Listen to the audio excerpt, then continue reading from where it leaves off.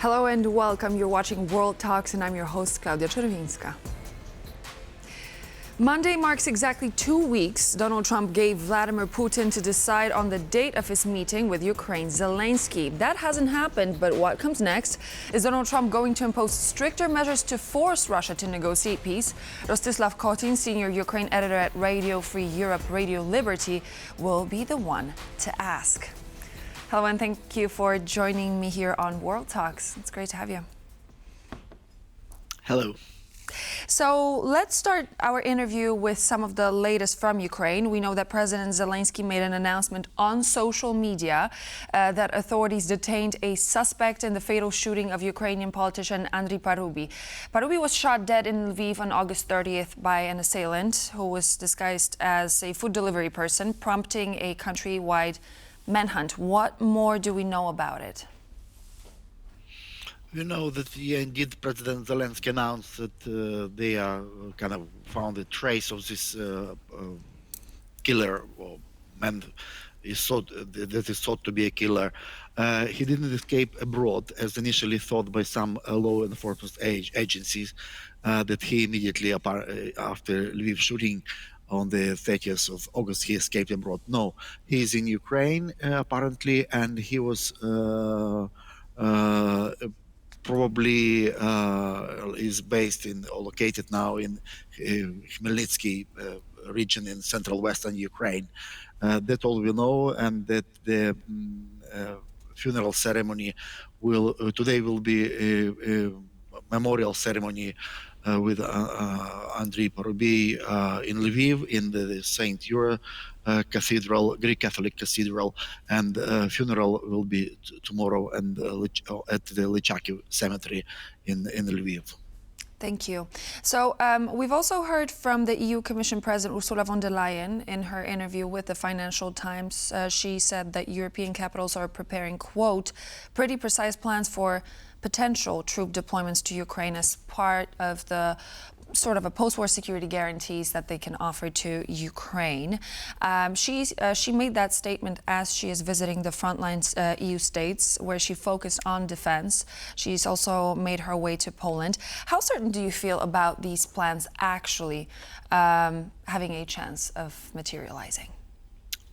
You know, so far there are 30 countries which are members or part of this coalition of willing, the coalition which will provide troops to Ukraine. But out of these 30 countries, about 10 countries are really intended to send, ready to send troops to Ukraine, on boots on the ground. 10 out of 30. The rest will support this mission financially, logistically, with other means.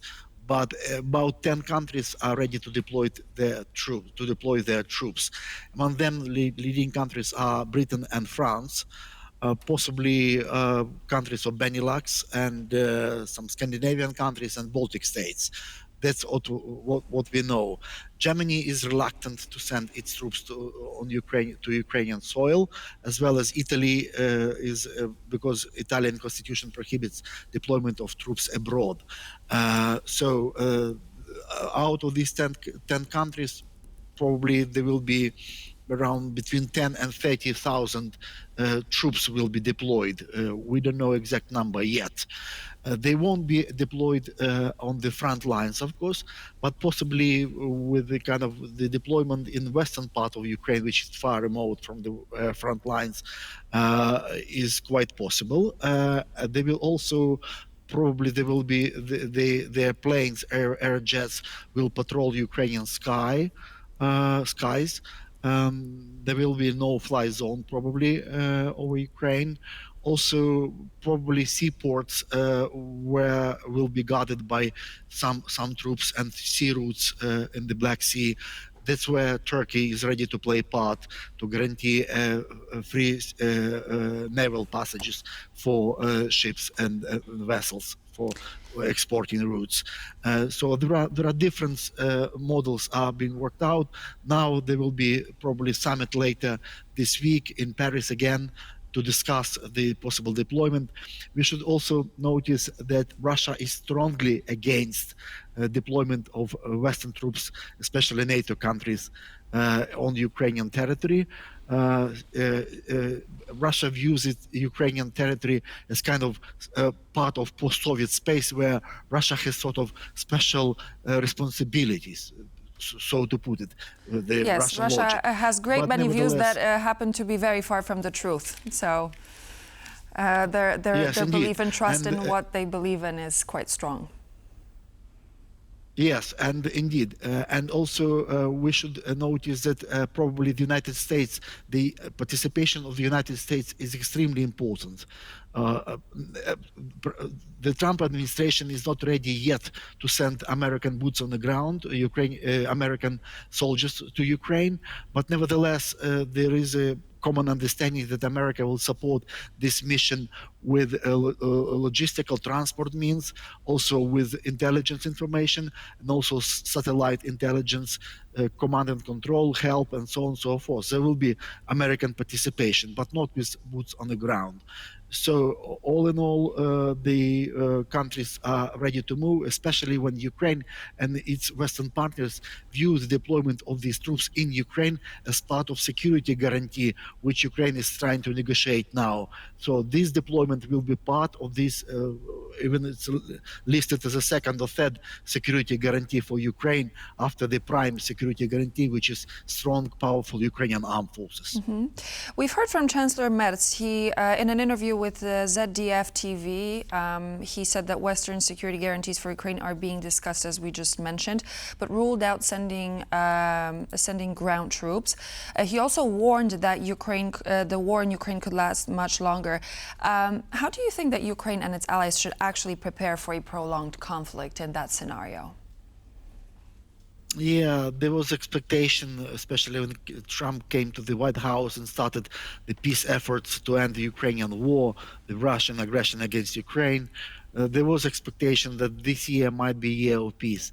Now, more and more, we hear some voices, including Chancellor Friedrich Merz, saying that it might be going into the next year, that uh, maybe this year won't be a year of peace in Ukraine.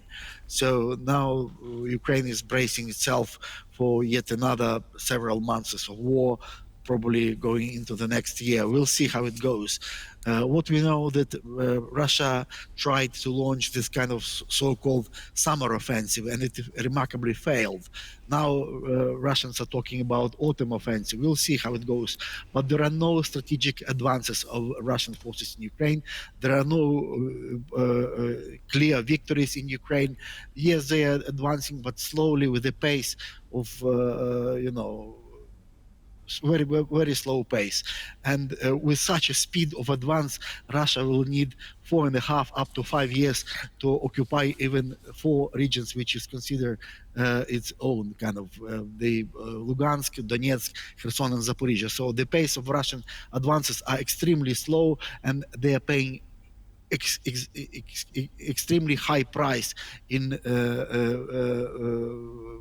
mortalities and wounded soldiers. So I think that so-called autumn offensive of Russia will also be a failure.